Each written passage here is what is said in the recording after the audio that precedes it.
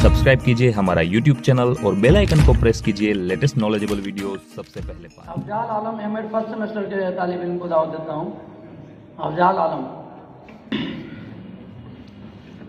आदरणीय प्रधानाचार्य महोदय, मेरे शिक्षकगण और साथियों, आप सभी को मेरा अस्सलाम वालेकुम। आज हम लोग यहाँ स्वतंत्रता दिवस के 72वें वर्षगांठ को मनाने के लिए एकत्रित हुए हैं और बड़ी ही खुशी की बात है कि आज हम इस खुले आसमान में स्वतंत्रता की खुशियां मना रहे हैं। इस आज़ादी के लिए हमारे देश के कई वीर सपूतों ने अपने जान की आहुति दे दी। कई माँओं ने अपने सपूत को गंवाया, कई बीवियों ने अपने शौहर को गंवाया, कई बच्चे यतीम हुए, तब जाकर हमारा देश आज़ाद हुआ। इस देश के आज़ादी के लिए समय समय पर हमारे वीर सपूतों ने संघर्ष किया। अंग्रेजों के विरुद्ध समय समय पर क्रांतिकारी विद्रोह हुआ, तब जाकर हमारा देश आज़ाद हुआ।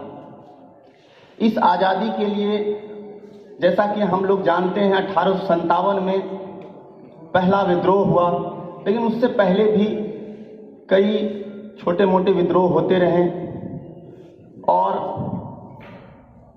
इसमें कई स्वतंत्रता सेनानियों का सहयोग रहा, जिसमें हम लोग भगत सिंह, चंद्रशेखर आज़ाद जैसे, गांधी जी जैसे लोगों का नाम जानते हैं। इसके अलावा कई मुस्लिम स्वतंत्रता सेनानियों का भी इसमें सहयोग रहा, जैसा कि हम लोग शेर मैसूर के नाम से टीपू सुल्तान को जानते हैं, रानी लक्ष्मीबाई और बहुत सारे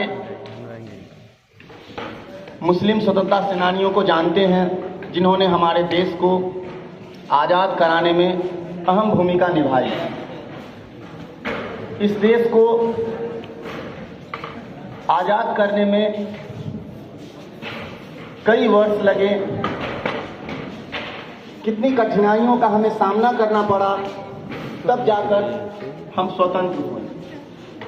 जैसा कि हम जानते हैं हमारा भारत देश विविधताओं का देश है।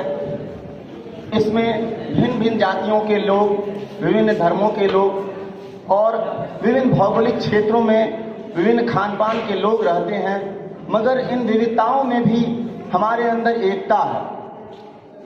हमारे देश को कई नामों से जाना जाता था, हिंदुस्तान, इंडिया, भारत, आर्यवर्त, लेकिन इन नामों से एक और भी नाम था, सोने की चिड़िया।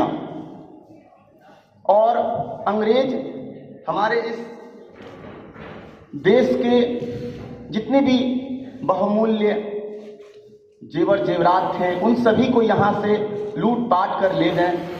फिर भी हमारा देश आज़ाद होने के बाद कई समस्याओं का सामना करता हुआ आज काफ़ी तीव्र गति से विकास की ओर बढ़ रहा है।